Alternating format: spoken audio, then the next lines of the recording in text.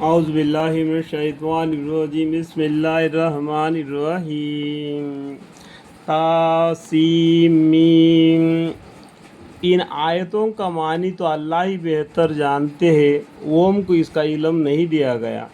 اگر پیغمبر صلی اللہ علیہ وسلم کا علم ہو تو اور بات ہے، ٹھیک ہے۔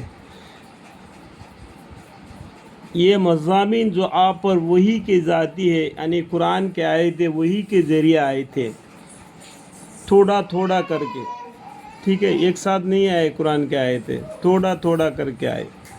کتاب وجہ الانی یعنی قرآن کے آیتیں ہیں۔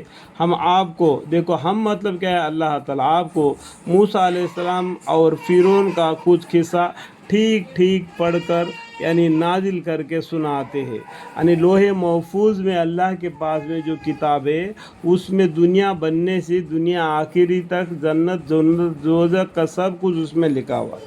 اس میں سے قرآن نازل ہو گیا ہے۔ اس میں سے موسیٰ علیہ السلام اور فرعون کا قصہ اللہ تعالیٰ بتلانا چاہتے ہیں۔ تو اس ٹائم پر ہمارے پیغمبر تو تھے نہیں تھے، تو قرآن کے ذریعے ہم کو معلوم پڑا کہ یہ قصے گزرے ہیں، ٹھیک ہے۔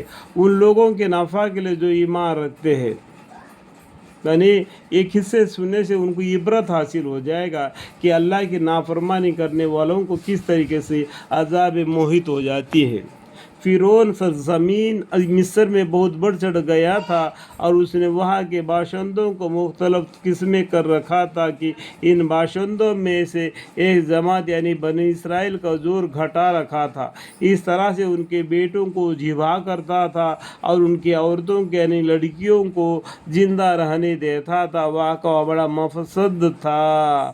غرض فرعون تو اس خیال میں تھا کہ اور ہم کو یہ منظور تھا کہ جن لوگوں کا زور زمین مصر میں گھٹایا جا رہا تھا، ہم ان پر دنیا دینی احسان کرے۔ دیکھو، اللہ تعالیٰ ان بنی اسرائیل کو اونچا کرنا کرے، اور وہ احسان یہ کہ ان کو دین میں پیشوا بنواوے، دین اسلام میں پیشوا بنائے، اور دنیا میں ان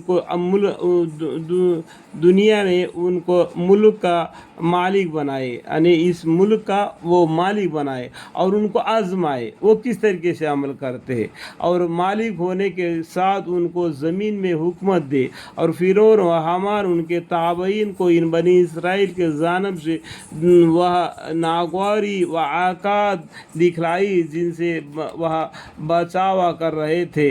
اور جب موسیٰ علیہ السلام پیدا ہوئے تو ہم نے موسیٰ علیہ السلام کے والدہ کو الہام کہا کہ تم ان کو دودھ پلاؤ۔ یعنی الہام کا مطلب کیا ہے؟ اللہ تعالیٰ یہ بات کرتا ہے۔ اللہ تعالیٰ انسان سے 3 طریقے سے بات کرتا ہے، ٹھیک ہے۔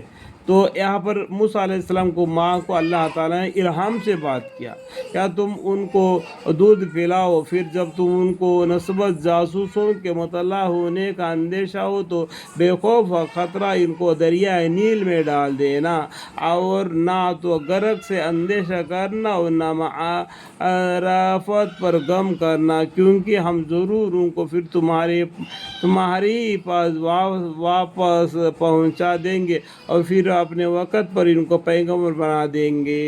یہ اللہ کی طرف سے ان کو بتلا دیا گیا ہے کہ اللہ کا پلان یہ تھا کہ وہ موسیٰ علیہ السلام کا پرورش کس طریقے سے کرنا اور ان کو پیغمبری بنا دینا۔